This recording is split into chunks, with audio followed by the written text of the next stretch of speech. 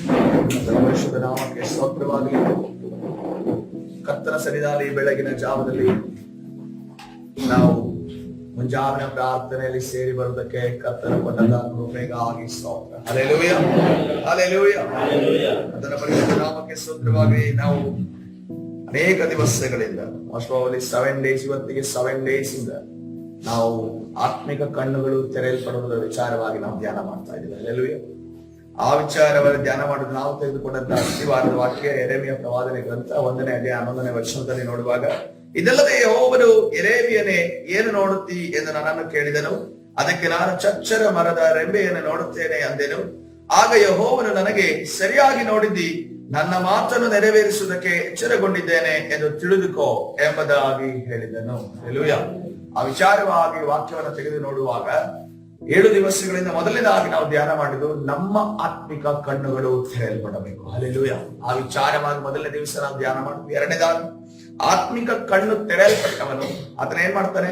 ಶಿಲುಬೆಯನ್ನ ಹೊತ್ತು ನಡೆಯುತ್ತಾನೆ. ಅಲ್ಲಿ ಆತನ ಜೀವಿತದಲ್ಲಿರುವಂತಹ ಕಷ್ಟಗಳು, ನೋವುಗಳು, ಬಾಧೆಗಳು ಬಂದಾಗ ಅದನ್ನ ನನ್ನ ದೇವರಾದ ಯೇಸು ಕ್ರಿಸ್ತ ನನಗೆ ಜಯವನ್ನು ಕೊಡ್ತಾನೆ ಅನ್ನುವಂತ ನಂಬಿಕೆಯಿಂದ ಯಾವುದೇ ರೀತಿಯಲ್ಲಿ ಗುಣಗುತ್ತದೆ, ವಿರೋಧವಾಗಿ ಮಾತನಾಡದೆ ಕರ್ತನು ನನಗೆ ಬಿಡುಗಡೆ ಕೊಡ್ತಾನೆ ಎಂದು ಅಂದ್ಕೊಂಡು ಶಿಲುಬೆಯನ್ನು ಹೊತ್ತು ನಡೆಯುತ್ತಾನೆ. ಮೂರನೇದಾಗಿ ಕಠಿಣ ವ್ಯಕ್ತಿಗಳ ಯಾರು ವಿರೋಧದಲ್ಲಿರ್ತಾರೋ ಅವರ ವ್ಯಕ್ತಿಗಳ ಕಣ್ಣನ್ನ ದೇವರು ತೆರೆಯಲ್ಪಡಲು ಶಕ್ತನಾಗಿದ್ದಾನೆ. ಹಲ್ಲೆಲೂಯಾ.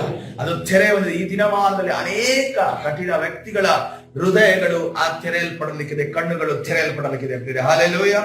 ಆದ ನಂತರ ಕುಟುಂಬದ ಸದಸ್ಯರ ಆತ್ಮಿಕ ಕಣ್ಣುಗಳು ತೆರೆಯಲ್ಪಡಿಸುವಂತ ದೇವರು ಆತನಾಗಿದ್ದಾನೆ. ಐದನೇದಾಗಿ ನಮ್ಮ ಆತ್ಮಿಕ ಕಣ್ಣನ್ನ ತೆರೆಯಬೇಕಾದ್ರೆ ನಾವು ಕ್ರಿಸ್ತನನ್ನ ಹಿಂಬಾಲಿಸಬೇಕು. ಕ್ರಿಸ್ತನನ್ನ ಹಿಂಬಾಲಿಸಿದ್ರೆ ಮಾತ್ರವೇ ನಮ್ಮ ಆತ್ಮಿಕ ಕಣ್ಣುಗಳು ತೆರೆಯಲ್ಪಡ್ತವೆ.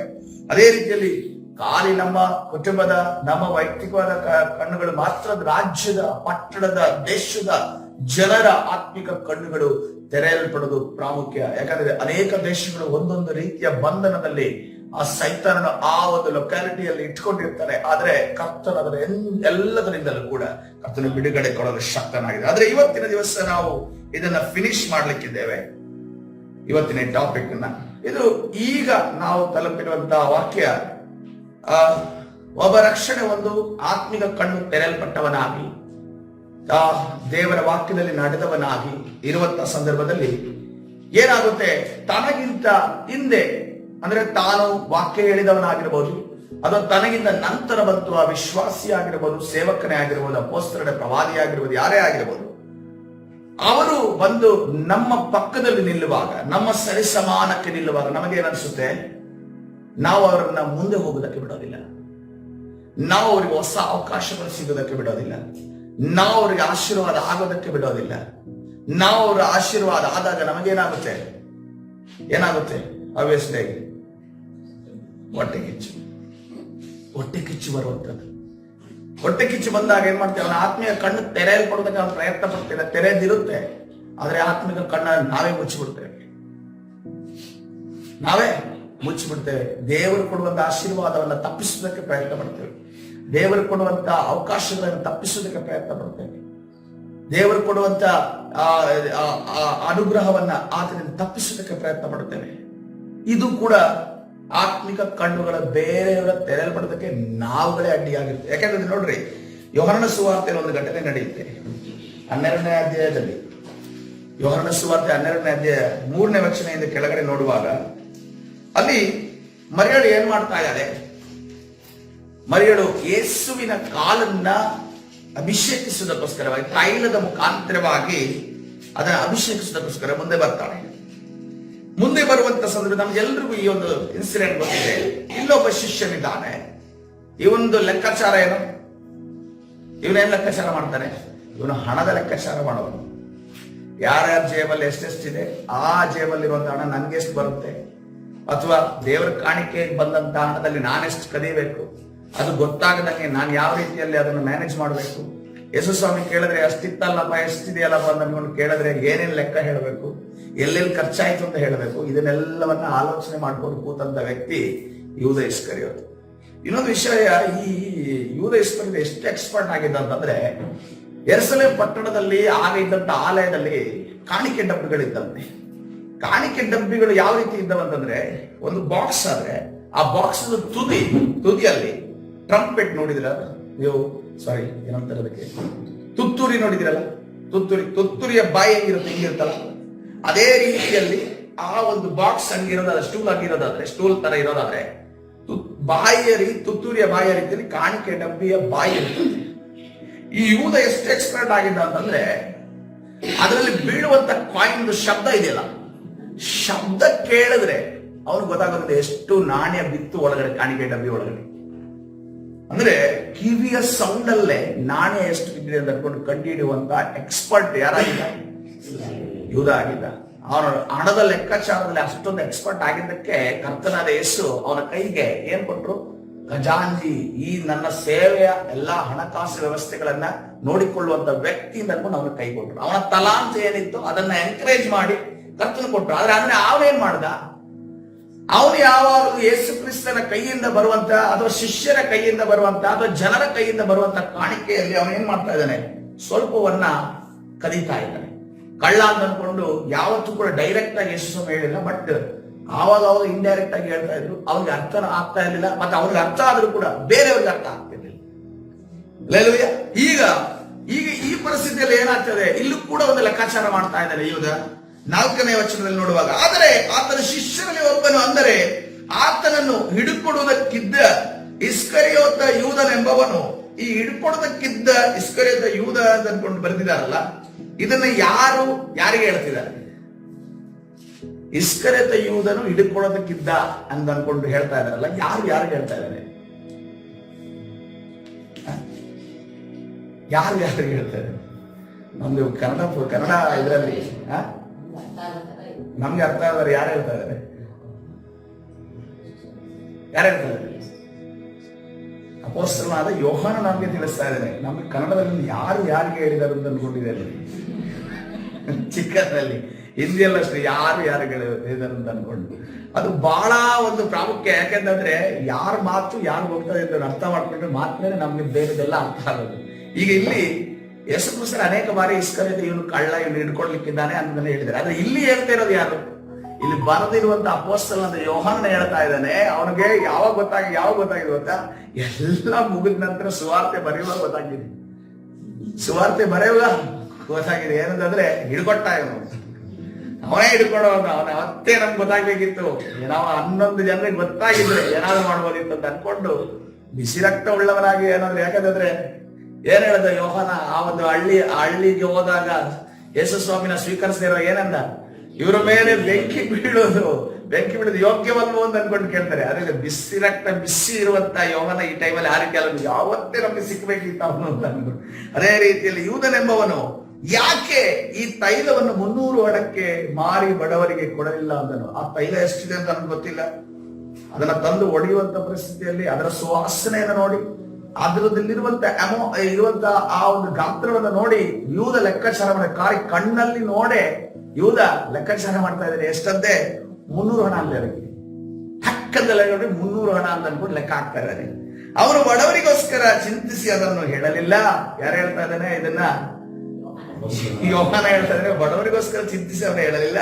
ಅವನು ಕಳ್ಳನಾಗಿದ್ದು ತನ್ನ ವಶದಲ್ಲಿದ್ದ ಅವರ ಹಣದ ಚೀಲದಲ್ಲಿ ಹಾಕಿದ್ದನ್ನು ತೆಗೆದುಕೊಳ್ಳುವವನಾಗಿದ್ದರಿಂದಲೇ ಹೇಳಿದನು. ಹಲ್ಲೆಲೂಯಾ. ಮರೆಯಲು ಒಂದು ಒಳ್ಳೆಯ ಕಾರ್ಯವನ್ನು ಮಾಡೋದಕ್ಕೆ ಹೋಗ್ತಾ ಇದ್ದಾನೆ. ದೇವರ ಚಿತ್ತದ ಕಾರ್ಯವನ್ನು ಮಾಡಲಿಕ್ಕೆ ಹೋಗ್ತಾ ಇದ್ದಾನೆ. ದೇವರ ಚಿತ್ತದ ಕಾರ್ಯವನ್ನು ಮಾಡ್ಲಿಕ್ಕೆ ಹೋಗುವಾಗ ಯೂದ ಏನ್ ಮಾಡ್ತಾ ಇದ್ದಾನೆ? ಅದನ್ನ ಶಾರೀರಿಕವಾಗಿ ಆಲೋಚನೆ ಮಾಡಿ, ಆತ್ಮಿಕ ಕಣ್ಣು ತೆರೆಯಲ್ಪಡದ ಯೂದನ ಹೇಳ್ತಾ ಇದ್ದಾನೆ. ಶಾರೀರಿಕವಾಗಿ ಆಲೋಚನೆ ಮಾಡಿ ಏನಂತ ಇದ್ದಾನೆ? ಇದನ್ನ ನಾವು ಬಡವರಿಗೆ ದಾನ ಮಾಡುವುದಿತ್ತಲ್ಲ, ಬಡವರಿಗೆ ಊಟ ಬಡಿಸಬಹುದಿತ್ತಲ್ಲ. 300 ಹಣ ಅಂದ್ರೆ 250 ರೂಪಾಯಿ ಬಡವರಿಗೆ ಕೊಟ್ಟು 50 ರೂಪಾಯಿ ನಾನು ಒಳಗಡೆ ಆಗ್ಬಹುದಿತ್ತಲ್ಲ ಅಂತ ಅನ್ಕೊಂಡು ಆಲೋಚನೆಯನ್ನು ಒಂದಂತ ಯೂದ ಇಲ್ಲಿ ಹೇಳ್ತಾ ಇದ್ದಾನೆ. ಆದ್ರೆ ದೇವರಲ್ಲಿ ಆತನನ್ನ ಎಚ್ಚರಿಸುವುದನ್ನು ಗಮನಿಸಿದ್ದೇವೆ. ಇವತ್ತಿನ ದಿವಸ ನಮ್ಮ ಜೀವಿತದಲ್ಲಿ ಕೂಡ ಯಾವ್ದಾದ್ರು ದೇವರಿಗೋಸ್ಕರ ಒಳ್ಳೆಯ ಕಾರ್ಯವನ್ನ ಮಾಡೋದಕ್ಕೆ ಮುಂದೆ ಬರುವಂತ ಜನರು ನಮ್ಮ ಪಕ್ಕದಲ್ಲೇ ಇರಬಹುದು, ಹಿಂದೆ ಮುಂದೆ ಎಲ್ಲಿ ಕೂತಿರಬಹುದು ಸಭೆಯಲ್ಲಿ. ಅವರು ಮುಂದೆ ಬರುವಾಗ ನಮಗೆ ಅನೇಕ ಬಾರಿ ನಮಗೆ ಆಗುತ್ತೆ, ಕೆಲವರಿಗೆ ಏನು ಫೀಲಿಂಗ್ ಆಗುತ್ತೆ ಗೊತ್ತಾ? ನನ್ನಿಂದ ಆಗ್ತಾ ಇಲ್ವಲ್ಲ ಅಂತ ಆಗುತ್ತೆ. ಎರಡನೇದಾಗುತ್ತೆ, ನನಗೆ ಇದೆಲ್ಲ ಬೇಕಿತ್ತ ಅನ್ನೋ ರೀತಿಯಲ್ಲಿ ಕೆಲವರಿಗೆ ಪ್ರಶ್ನೆ ಆಗುತ್ತೆ. ಕೆಲವರಿಗೆ ಇದನ್ನೆಲ್ಲ ಮಾಡಬಾರ್ದು ಅನ್ನೋ ರೀತಿಯಲ್ಲೂ ಕೂಡ ಕೆಲವರಿಗೆ ಆಗುತ್ತೆ. ಈ ರೀತಿಯ ಫೀಲಿಂಗ್ಸ್ ಇರುವಂತ ಜನರಿಗೆ ಕರ್ತನೆ ಹೇಳ್ತಾ ಇದ್ದಾನೆ, ಆಗ ಯೇಸು, ಈಕೆಯನ್ನು ಬಿಡು, ನನ್ನನ್ನು ಹೂಣಿಡುವ ದಿವಸಕ್ಕಾಗಿ ಇದನ್ನು ಇಟ್ಟುಕೊಳ್ಳಲಿ. ಬಡವರು ಯಾವಾಗಲೂ ನಿಮ್ಮ ಬಳಿ ಇರುತ್ತಾರೆ, ಆದರೆ ನಾನು ಯಾವಾಗಲೂ ನಿಮ್ಮ ಬಳಿಯಲ್ಲಿ ಇರುವುದಿಲ್ಲ. ಹಲ್ಲೆಲೂಯಾ. ಕರ್ತನ ಪರಿಶುದ್ಧ ನಾಮಕ್ಕೆ ಸ್ತೋತ್ರವಾಗಲಿ. ನೋಡ್ರಿ, ಬಡವರಿಗೆ ಎಲ್ಲರೂ ಕೊಡ್ತಾರೆ, ದಾನ ಮಾಡ್ತಾರೆ. ಆದ್ರೆ ಆ ಹಣ ಎಲ್ಲಿಂದ ಬಂತು ಅಂತ ನಮ್ಗೆ ಗೊತ್ತಿಲ್ಲ. ಆ ಹಣ ಎಷ್ಟು ಶುದ್ಧವಾಗಿದೆ ಅಂತ ನಮ್ಗೆ ಗೊತ್ತಿಲ್ಲ. ಒಬ್ಬನ ತಲೆ ಹೊಡೆದು 100 ಜನರಿಗೆ ಹಣ ಅನ್ನದಾನ ಮಾಡೋದು, ಅಥವಾ ಊಟ ಹಾಕೋದು, ಅಥವಾ ಇನ್ನೊಬ್ಬರಿಗೆ ಏನಾದ್ರೂ ಕೊಡೋದು, ಅದು ನ್ಯಾಯ ಅನ್ನೋ ರೀತಿಯಲ್ಲಿ ಇವತ್ತಿನ ದಿವಸ ನಾವು ಥಿಂಕ್ ಮಾಡಬೇಕು. ಆದ್ರೆ ಆ ಹಣ ಒಂದು ವೇಳೆ ನ್ಯಾಯವಾದ ಹಣ ಇದ್ದು ಸಂಪಾದನೆ ಮಾಡಿಟ್ಟು ಸ್ವಲ್ಪವನ್ನ ನಾವು ಈ ರೀತಿಯಲ್ಲಿ ದಾನ ಮಾಡೋದಕ್ಕೋ ಅಥವಾ ಯಾರಿಗಾದ್ರೂ ಕೊಡೋದಕ್ಕೆ ನಾವು ತೆಗೆದಿರ್ತೇವೆ ನೋಡಿ, ಅದಕ್ಕೆ ಬರುವಂತ ಆಶೀರ್ವಾದ ದೊಡ್ಡದು. ಹಲ್ಲೆಲೂಯಾ. ಕರ್ತನ ಪರಿಶುದ್ಧ ನಾಮಕ್ಕೆ ಸ್ತೋತ್ರವಾಗಲಿ. ಇಲ್ಲಿ ಒಂದು ಒಳ್ಳೆಯ ಕಾರ್ಯವನ್ನ ಮಾಡುವುದಕ್ಕೆ ಮರಿಗಳು ಮುಂದಾಗ್ತಾ ಇದ್ದಾರೆ. ಆದ್ರೆ ಇಲ್ಲಿ ಯೂದ ಇಸ್ಕರಿಯೋತ ಏನ್ ಮಾಡ್ತಾ ಇದ್ದಾನೆ? ಆ ಅವಕಾಶನ ತಡಿತಾ ಇದ್ದಾನೆ, ಆಕೆಯನ್ನ ಗದರಿಸ್ತಾ ಇದ್ದಾನೆ. ಇದು ನಡಿಬಾರದು ಅಂತ ಅನ್ಕೊಂಡು ಹೇಳ್ತಾ ಇದ್ದಾನೆ, ಮತ್ತು ಇದು ಬೇರೆ ಕಡೆ ಉಪಯೋಗವಾಗಲಿ ಅಂತ ಅನ್ಕೊಂಡು ಹೇಳ್ತಾನೆ. ಅದಕ್ಕೋಸ್ಕರ ಕರ್ತನ ಹೇಳಿದ್ದು, ಈಕೆಯನ್ನ ನೀನು ಬಿಡು ಅಂತ ಅನ್ಕೊಂಡು ಗದರಿಸಿ ಯೂದನನ್ನ ಹೇಳುವುದನ್ನ ನಾವು ನೋಡ್ತೇವೆ. ಅದಕ್ಕೋಸ್ಕರವಾಗಿ ಇವತ್ತಿನ ದಿವಸ ನಾವು ಅರ್ಥ ಮಾಡಿಕೊಳ್ಳುವ ವಿಚಾರ ಎಂದು ಇದರಿಂದ ಅಂದ್ರೆ, ಇನ್ನೊಬ್ಬರ ಆತ್ಮಿಕ ಕಣ್ಣುಗಳು ತೆರೆಯಲ್ಪಟ್ಟಿರುತ್ತಾರೆ.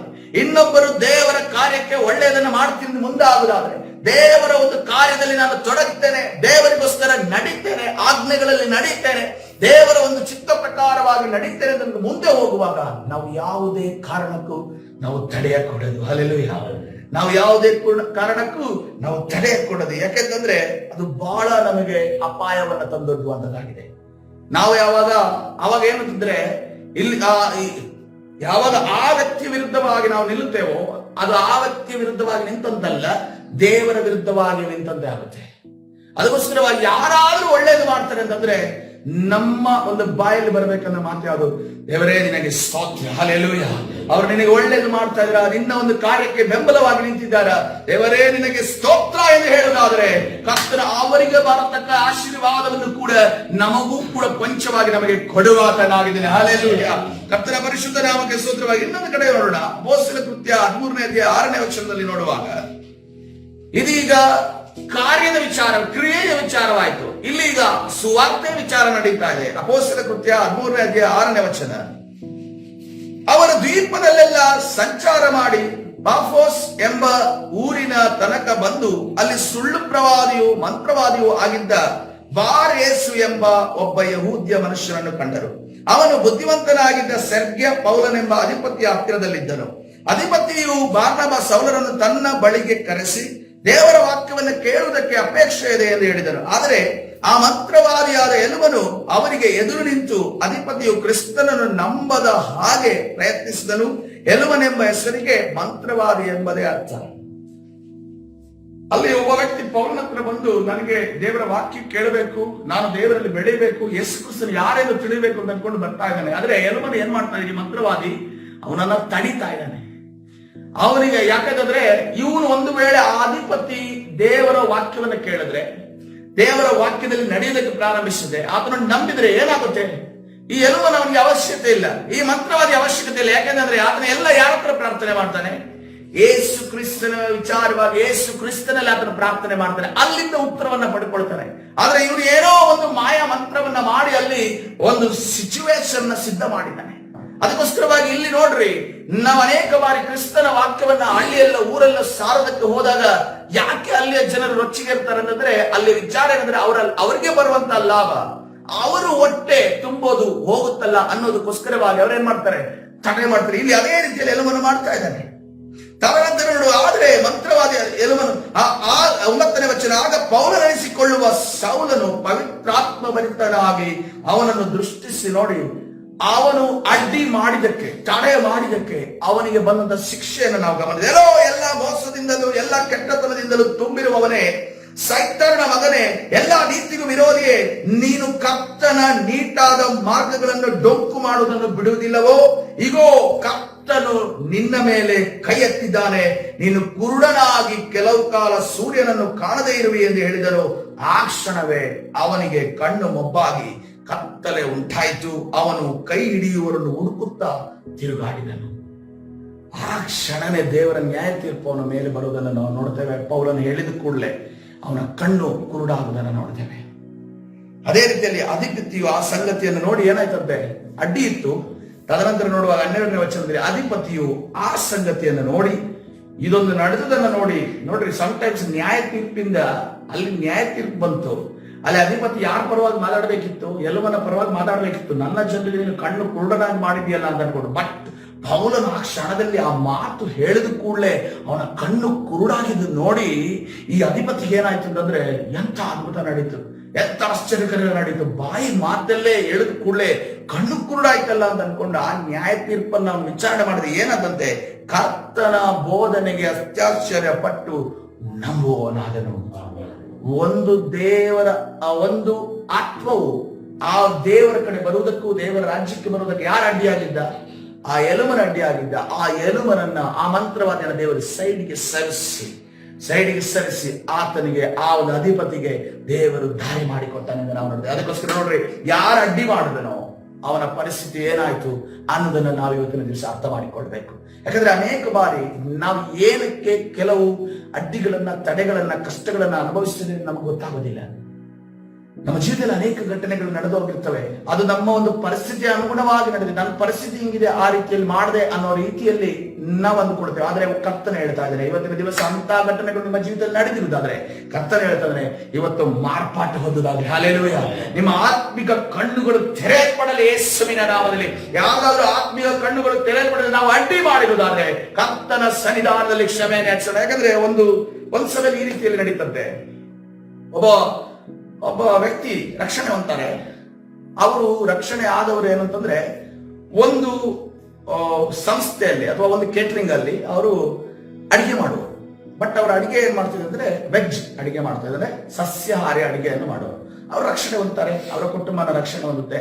ರಕ್ಷಣೆ ಆದ ನಂತರ ಅವರು ದೇವರ ವಾಕ್ಯವನ್ನು ಕೇಳ್ತಾರೆ, ದೀಕ್ಷಾ ಸ್ನಾನ ಹೊಂದ್ತಾರೆ, ಪವಿತ್ರಾತ್ಮನ ಅಭಿಷೇಕವನ್ನು ಹೊಂದ್ತಾರೆ. ತದನಂತರ ಸಭೆಗೆ ಬರ್ತಾ ಇದ್ದಾರೆ. ಆ ಸಭೆಗೆ ಬರುವಂತ ಸಂದರ್ಭದಲ್ಲಿ ಆ ಕೇಟರಿಂಗ್ ಅಲ್ಲಿ ಇನ್ನೊಂದು ನಾನ್ ವೆಜ್ ಮಾಡುವಂತ ಒಬ್ಬ ಕುಕ್ ಇದ್ದ. ಆ ನಾನ್ ವೆಜ್ ಮಾಡುವಂತ ಕುಕ್ಕಿಗೆ ಹೋಗಿ ಇವರು ವಾಕ್ಯ ಹೇಳ್ತಾರೆ.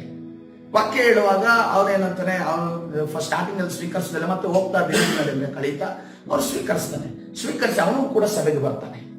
ಸಭೆಗೆ ಬಂದು ಎಲ್ಲರ ಜೊತೆಯು ವಿಶ್ವಾಸಿಗಳ ಜೊತೆ, ಸೇವಕರ ಜೊತೆ, ಎಲ್ಲರ ಜೊತೆ ಬೆರೆಯುವಾಗ ಅವನಿಗೆ ತುಂಬಾ ಖುಷಿ ಆಗುತ್ತೆ. ನಾನೇನಾದ್ರೂ ಸಭೆಗೋಸ್ಕರ ಅಥವಾ ದೇವರಿಗೋಸ್ಕರ ಮಾಡಬೇಕನ್ನೋದು ಉತ್ಸುಕತೆ ಅದನ್ನು ನೋಡ್ತಾನೆ. ಅನೇಕ ಫಂಕ್ಷನ್ಗಳು ನಡೀತಾ ಇರುತ್ತೆ. ಈ ಗುಡ್ ಫ್ರೈಡೆ ಆಗಿರ್ಬೋದು, ಕ್ರಿಸ್ಮಸ್ ಆಗಿರ್ಬೋದು, ಅದೆಲ್ಲ ನಡೀತಾ ಇರುವಾಗ ಅವನೇನು ಅನ್ಕೊಳ್ತಾನೆ, ನಾನು ಇಂಥ ಫಂಕ್ಷನ್ ಇರುವಾಗ ನಾನು ಅದು ಸೇವಕರಿಗೆ ಏನಾದ್ರೂ ತಂದು ಕೊಡಬೇಕು, ಸೇವಕರಿಗೆ ಏನಾದ್ರೂ ಕೊಡೋಣ ಅಂತ ಅನ್ಕೊಂಡು ಕೊಡ್ತಾ ಇದ್ದೆ.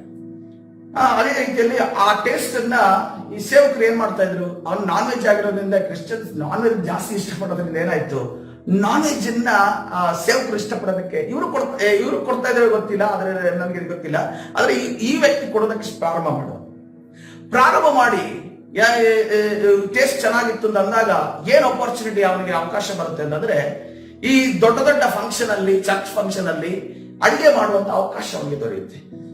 ಈ ಅವಕಾಶ ದೊರೆತಾಗ ಈ ವೆಜ್ ಮಾಡುವಂತ ಯಾರು ವಾಕ್ಯ ಹೇಳುವಂತ ವ್ಯಕ್ತಿ ಇದಾರಲ್ಲ ಅವರಿಗೆ ಹೊಟ್ಟೆ ಕಿಚ್ಚು ಸ್ಟಾರ್ಟ್ ಆಗುತ್ತೆ. ನಾನು ಕರ್ಕೊಂಡ್ ಬಂದಿದ್ದು, ನಾನು ವಾಕ್ಯ ಹೇಳಿದ್ದು, ನಾನು ಇವನನ್ನ ಬೆಳೆಸಿದ್ದು, ನಾನು ಇವನನ್ನ ನಿಲ್ಲಿಸಿದ್ದು, ಎಲ್ಲ ಮಾಡಿದ್ ನಾನೇ. ಈಗ ನೋಡಿದ್ರೆ ನನಗಿಂತ ಇವನು ಸೇವಕರ ಹತ್ರ ಆಗವನೆ, ನನಗಿಂತ ಇವನು ಹೆಸರುಗಳು ಕಾಣ್ತಾ ಇದ್ದಾವೆ ಅಂತ ಅನ್ಕೊಂಡು ಒಂದು ಹೊಟ್ಟೆ ಕಿಚ್ಚು ಪ್ರಾರಂಭ ಆಯ್ತು. ಅದಕ್ಕೋಸ್ಕರ ಇವರೇನ್ ಮಾಡಿದ್ರು, ಸೇವಕರ ವಿಚಾರವಾಗಿ, ಸಭೆಯ ವಿಚಾರವಾಗಿ, ವಿಶ್ವಾಸಿಗಳ ವಿಚಾರವಾಗಿ ತಪ್ಪಾದ ವಿಚಾರಗಳನ್ನು ಬಿತ್ತುವುದಕ್ಕೆ ಪ್ರಾರಂಭಿಸಿದ್ರು. ಯಾರ ಮನಸ್ಸಿನಲ್ಲಿ ಆ ನಾನ್ ವೆಜ್ ಕುಕ್ಕಿದಾನಲ್ಲ ಅವನಿಗೆ ಬಿಚ್ಚುದಕ್ಕೆ ನೋಡಿದ್ರು. ಬಿತ್ತಿ ಅವನೇನಂದ್ರೆ ಯಾವ ಕಾರ್ಯವನ್ನ, ಒಳ್ಳೆ ಕಾರ್ಯವನ್ನ ಮಾಡಬೇಕಾಗಿತ್ತೋ ಅದೆಲ್ಲವನ್ನ ಒಂದೇ ಸರಿ ಸ್ಟಾಪ್ ಮಾಡಿದ. ಸೇವಕರ ಹತ್ರ ಮಾತಾಡೋದನ್ನ ಡಿಸ್ಟೆನ್ಸ್ ಆಯ್ತು, ಎಲ್ಲೂ ಕೂಡ ಸಿಗ್ತಾ ಇರಲಿಲ್ಲ. ಚರ್ಚಿಗೆ ಬರ್ತಾ ಇದ್ದ, ಹೋಗ್ತಾ ಇದ್ದ. ಹಿಂಗೆ ಆಗ್ತಾ ಇತ್ತು. ಹಿಂಗೆ ಆಗಿ ಒಂದು ದಿವಸ ಏನಾಯ್ತು, ಅವನ ನಂಬಿಕೆ ಕರೆಕ್ಟ್ ಆಗಿ ನಿಲ್ಲದೆ ಇರೋದ್ರಿಂದ ಅವನೇನೋ ಹೇಳ್ತಾ ಕ್ರಿಸ್ತನಲ್ಲಿ ಹಿಂಜಾರಿ ಹೋದಾಗ ಸೇವಕರಿಗೆ ಅದು ಅರ್ಥನೇ ಆಗಿಲ್ಲ. ಇವರು ಬರ್ತಾ ಇದ್ದ, ಯಾಕೆ ಇಷ್ಟು ಬೇಗ ಇಷ್ಟೊಂದು ಕನೆಕ್ಷನ್ ಇದ್ದ, ಏನೇನೋ ಮಾಡ್ತೀನಿ ಅಂತ ಅನ್ಕೊಂಡೆಲ್ಲ ಹೇಳ್ತಾ ಇದ್ದ, ಇಷ್ಟೊಂದು ಉತ್ಸುಕತೆ ಇದ್ದಂತ ವ್ಯಕ್ತಿ ಯಾಕೆ ಹಿಂಜಾರಿ ಹೋದ ಅಂತ ಅನ್ಕೊಂಡು ಎಲ್ಲ ವಿಚಾರಿಸಿ ಎಲ್ಲ ವಿಷಯ ಗೊತ್ತಾಯ್ತು. ವಿಷಯ ಗೊತ್ತಾದ್ರೂ ಕೂಡ ಈಗ ವೆಜ್ ಕುಕ್ಗೆ ಹೇಳುವಂಗಿಲ್ಲ. ಡೈರೆಕ್ಟ್ ಆಗಿ ಹೇಳಿದ್ರೆ ಅವ್ರ ರಕ್ಷೆ ಎದ್ದು ಬಿಡ್ತಾನೆ. ಯಾಕಂದ್ರೆ ಸ್ವಲ್ಪ ಇದು ವಿಶ್ವಾಸಿ ಆಗಿದೆ ಆ ಸಭೆಯಲ್ಲಿ.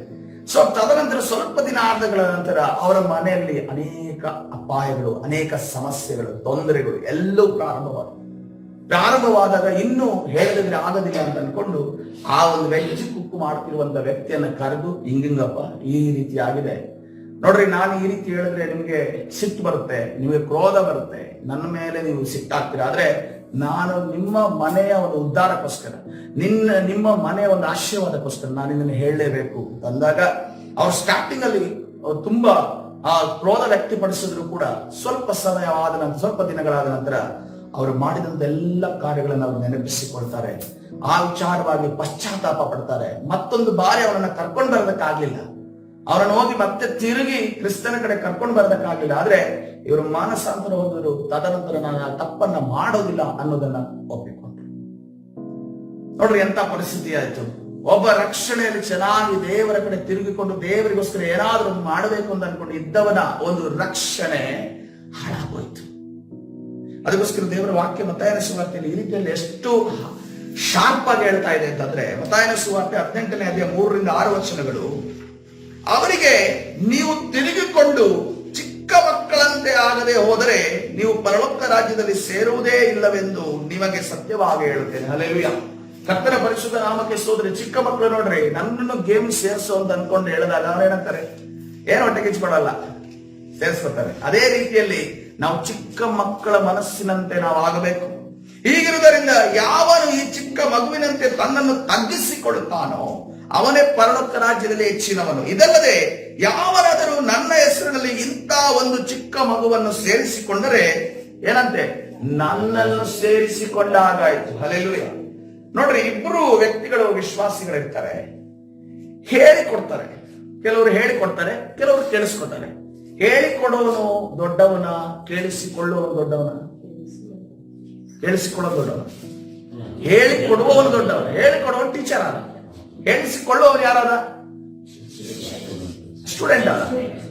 ಆದ್ರೆ ನಾವೇನ್ ಮಾಡ್ತೀವಿ, ನಮ್ಗೆ ಹೇಳಿಕೊಡೋದಕ್ಕೆ ಇಷ್ಟ, ನಮ್ಗೆ ಟೀಚರ್ ಆಗೋದಕ್ಕೆ ಇಷ್ಟ ಇಲ್ಲ, ನಮ್ಮಲ್ಲಿರೋದನ್ನ ಹಂಚೋದಕ್ಕೇನೆ ಇಷ್ಟ ಇಲ್ಲ. ನಾವೇನ್ ಮಾಡ್ತೀವಿ, ಎಲ್ಲ ಬಚ್ಚಿಡ್ತೀವಿ. ಇದು ಬಚ್ಚಿಟ್ಟಾಗ ಏನಾಗುತ್ತೆ ಗೊತ್ತಾ, ಒಂದು ಬಂಡೆ ಕಲ್ಲಾಗುತ್ತೆ ಅಷ್ಟೇ, ಒಂದು ಕಲ್ಲಾಗುತ್ತೆ ಅಷ್ಟೇ. ಅದು ಏನ್ ಸುರಿದ್ರು ಕೂಡ ನಂತರ ಒಳಗಡೆ ಹೋಗೋದಿಲ್ಲ. ಯಾವಾಗ ನಾವು ಬಿಚ್ಚಿ ಬಿಚ್ಚಿ ಬಿಚ್ಚಿ ಬಿಚ್ಚಿ ಕೊಡ್ತೇವೋ ಆವಾಗ ಅದು ತುಂಬಿಸಲ್ಪಡ್ತದೆ. ಹಲ್ಲೆಲೂಯಾ. ನೋಡ್ರಿ, ಮ್ಯಾಥ್ಸ್ ಅನ್ನ ಕಲಿಸುವಾಗ ನೀವು ಜಾಸ್ತಿ ಇನ್ನೊಬ್ಬರಿಗೆ ಕಲಿಸಿದಷ್ಟು ನಿಮ್ಗೆ ಜ್ಞಾನ ಹೆಚ್ಚು. ಈಗ ಪ್ರಿಯಾಂಕಾ ಅಷ್ಟೊಂದು ಎಕ್ಸ್ಪರ್ಟ್ ಆಗೋದಕ್ಕೆ ಏನ್ ಕಾರಣ ಗೊತ್ತಾ, ಅವ್ರು ಟ್ಯೂಷನ್ ಮಾಡ್ತಾ ಇದ್ರು ನಮ್ ಕಾಲೇಜಲ್ಲಿ. ನಾವು ಹೋಗ್ತಾ ಇದೀವಿ ಓದ್ಕೊತಿದ್ವಿ. ನಾವೇನ್ ಅನ್ಕೊಂಡಿದೀವಿ, ಇವಳಿಂದ ನಾವು ಬರ್ಕೊತೀವಿ ಅಂತ. ಅವಳೇನ್ ಗೊತ್ತಾ, ನಾನು ಇವರಿಗೆ ಕಲಿಸಿದಷ್ಟು ನನಗೆ ಜ್ಞಾನ ಹೆಚ್ಚಾಗುತ್ತೆ. ಹಲ್ಲೆಲೂಯಾ. ಅದೇ ರೀತಿಯಲ್ಲಿ ನಾವು ಇನ್ನೊಬ್ಬರಿಗೆ ಕೊಡುವಾಗ ನಮಗೆ ಕಡಿಮೆ ಆಗೋದಿಲ್ಲ, ನಮ್ಮಲ್ಲಿರೋದು ಕರಗೋದಿಲ್ಲ, ಅದು ಇನ್ನೂ ಹೆಚ್ಚಿಸಲ್ಪಡುತ್ತೆ. ಹಲ್ಲೆಲೂಯಾ. ಅದಕ್ಕೋಸ್ಕರ ಆದ್ರೆ ನನ್ನಲ್ಲಿ ನಂಬಿಕೆ ಇಡುವ ಈ ಚಿಕ್ಕವರಲ್ಲಿ ಒಬ್ಬನಿಗೆ ಯಾವನಾದರೂ ಅಡ್ಡಿಯಾದರೆ ಅಂತವನ ಕೊರಳಿಗೆ ಬೀಸುವ ಕಲ್ಲು ಕಟ್ಟಿ ಅವನನ್ನು ಆಳವಾದ ಸಮುದ್ರದಲ್ಲಿ ಮುಳುಗಿಸಿ ಬಿಡುವುದು ಅವನಿಗೆ ಹಿತವಾಗುವುದು. ಅವನನ್ನು ಮಾಡಿದ್ರೆ, ಒಂದು ವೇಳೆ ಯಾರನ್ನಾದ್ರೂ ತಡೆದ್ರೆ ಅವನಿಗೆ ಯಾವ ರೀತಿ ಗೊತ್ತಾ, ಅವನ ಕುತ್ತಿಗೆಗೆ ಕಲ್ಲು ಕಟ್ಟಿ, ಬೀಸುವ ಕಲ್ಲು ಗೊತ್ತಲ್ಲ, ನಮ್ ಕಡೆ ಮಂಗಳೂರಲ್ಲಿ ಕಡಪಿ ಕಲ್ಲು ಅಂತ ಹೇಳ್ತಾರೆ ಅದಕ್ಕೆ. ಬೀಸುವ ಕಲ್ಲು, ಹೀಗೆ ಕೈ ಸುತ್ತಾರಲ್ಲ, ಹಕ್ಕಿ ಹಾಕಿ ಮಸಾಲೆ ಹಾಕಿ ಸುತ್ತಾ ಇದ್ದಾರೆ. ಈಗಲೂ ಕೂಡ ಮಂಗಳೂರು ಬೆಟ್ಟದಲ್ಲಿ ಹೆಚ್ಚಿನ ಜನ ಯೂಸ್ ಮಾಡ್ತಾರೆ. ಯಾಕಂದ್ರೆ ಅವ್ರಿಗೆ ಮಸಾಲೆ ಚೆನ್ನಾಗಿ ಅರ್ದಿರ್ಬೇಕು. ಇಂಥದ್ದು ತರಿ ಇದ್ರೆ ಆಗೋದಿಲ್ಲ. ನಂಗೆ ಸ್ಟಾರ್ಟಿಂಗ್ ಅಲ್ಲಿ ಬಂದಾಗ ಇಲ್ಲಿ ಮುದ್ದೆಗೆ ಸಾರು ಕೊಟ್ರೆ ಇದೇನು ತರಿ ಇದೆಯಲ್ಲ, ಏನ್ ಇನ್ನು ಚೆನ್ನಾಗಿ ಇದನ್ನೇ ಸ್ಮ್ಯಾಶೇ ಮಾಡಿಲ್ಲ ಅಂತ ಅನ್ಕೊಂಡಿದ್ದೆ. ಆದ್ರೆ ಈಗ ಅಭ್ಯಾಸ ಆಗಿದೆ ಇಲ್ಲಿ. ಯಾಕಂತಂದ್ರೆ ಅದನ್ನ ಅದನ್ನ ಫುಲ್ ನೈಸ್ ಮಾಡೋದಕ್ಕೆ ಅಷ್ಟೊಂದು ಸುಲಭನೂ ಇಲ್ಲ, ಗಂಟೆಗಟ್ಟಲೆ ಅರಿಬೇಕು ಚೆನ್ನಾಗಿ. ಆದ್ರೆ ಏನಂತಂದ್ರೆ ಆ ಬೀಸುವ ಕಲ್ಲನ್ನ ಕುತ್ತಿಗೆಗೆ ಕಟ್ಟಿ ಆಳವಾದ ಸಮುದ್ರದಲ್ಲಿ ಮುಳುಗಿಸಿ ಬಿಡುತ್ತೆ. ಅಂದ್ರೆ ಏನಂತಂದ್ರೆ ಬಾಡಿ ಕೂಡ ಹೊರಗಡೆ ಬರಬಾರದು ಅಂತ. ಸಾಯ್ತಾನೆ ಒಳಗಡೆ ಹೋಗಿ, ಇವನ್ ಬಾಡಿ ಕೂಡ ಕಣ್ಣಿಗೆ ಕಾಣದಂಗೆ ಅವನು ಬೀಳೋದು ಬೆಸ್ಟ್ ಅವನು. ಅದಕ್ಕೋಸ್ಕರವಾಗಿ ನಮ್ಮನ್ನು ನಾವು ಇವತ್ತಿನ ದಿವಸ ಮಾನಸಾಂತರ ಕೊನೆಯ ಟಾಪಿಕ್ ಅಲ್ಲಿ ನಾವಿದ್ದೇವೆ. ಇನ್ನೊಬ್ಬರ ಆತ್ಮಿಕ ಕಣ್ಣು ತೆರೆಯೋದಕ್ಕೆ, ಇನ್ನೊಬ್ಬರಿಗೆ ಬರುವಂತ ಅಪಾರ್ಚುನಿಟಿ, ಇನ್ನೊಬ್ಬರಿಗೆ ಬಂದಂತ ಅವಕಾಶ, ಎಲ್ಲದಕ್ಕೂ ನಾವು ಎನ್ಕರೇಜ್ ಮಾಡೋಣ. ನೋಡ್ರಿ, ಮೊದಲು ನಾವೆಲ್ಲ ಕೆಲಸಗಳನ್ನ ನಾನೇ ಮಾಡ್ತಾ ಇದ್ದೆ, ಎಲ್ಲ ಕೆಲಸಗಳನ್ನ ಪ್ರಿಯಾಂಕಾ ಮಾಡೋದು, ಎಲ್ಲ ಕೆಲಸ ನಮ್ಗಿಂತ ಮೊದಲು ಅಂಕಲ್ ಮಾಡ್ತಾ ಇದ್ರು.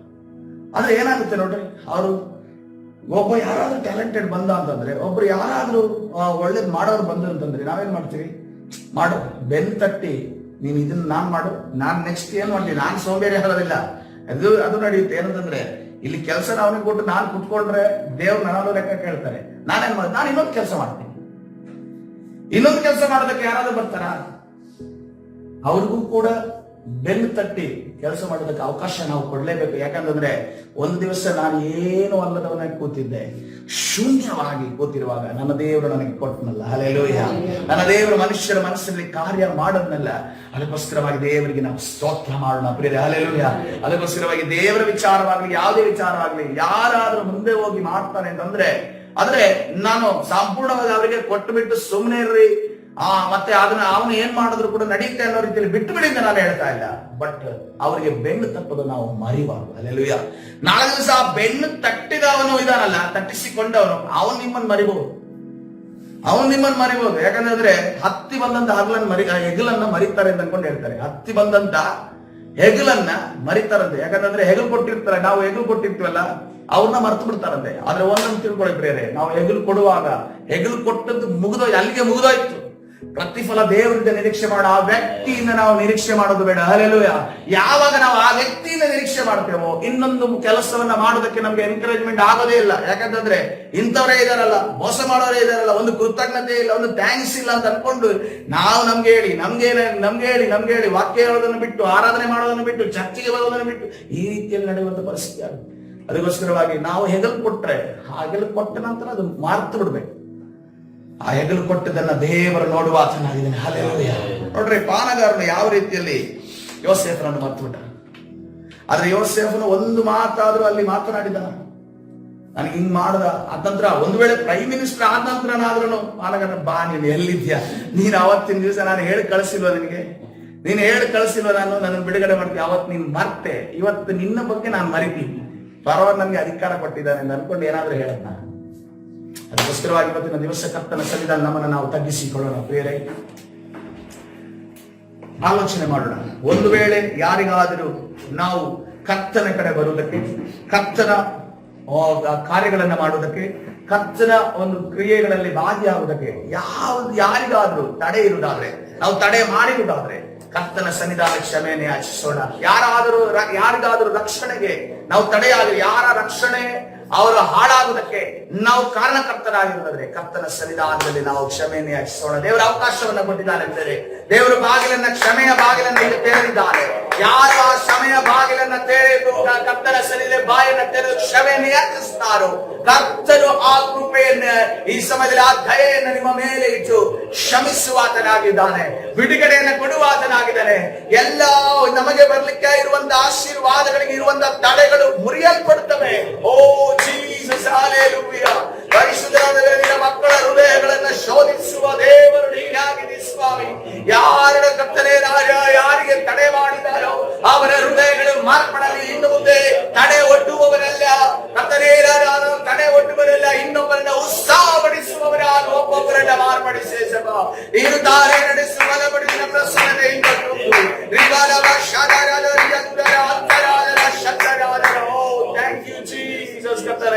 ನಿನ್ನ ಮಕ್ಕಳ ಹೃದಯದಲ್ಲಿ ಕಾರ್ಯ ಮಾಡಿದ ದೇವರ ದಿನ ನಾಮಕ್ಕೆ ಸ್ತೋತ್ರ.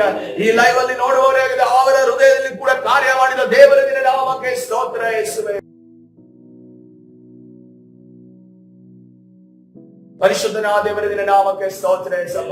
ಕರ್ತನೆ, ಹೌದು ಕರ್ತನೆ, ನಾವು ಇನ್ನೊಬ್ಬರ ಆತ್ಮಿಕ ಕಣ್ಣುಗಳು ತೆರೆಯಲ್ಪಡೋದಕ್ಕೆ ಯಾವುದೇ ಕಾರಣಕ್ಕೂ ಅಡ್ಡಿಯಾಗದೆ ಇನ್ನೊಬ್ಬರ ಆತ್ಮಿಕ ಕಣ್ಣುಗಳನ್ನು ತೆರೆಯುವುದಕ್ಕೆ ಕರ್ತನೆ ನಾವು ಉತ್ಸಾಹ ಪಡಿಸುವವರು, ಬೆಂಬಲಕ್ಕೆ ನಿಲ್ಲುವವರು ಆತ್ಮದಿಂದ ನಮ್ಮನ್ನು ನಡೆಸುವೆ ಸಭ.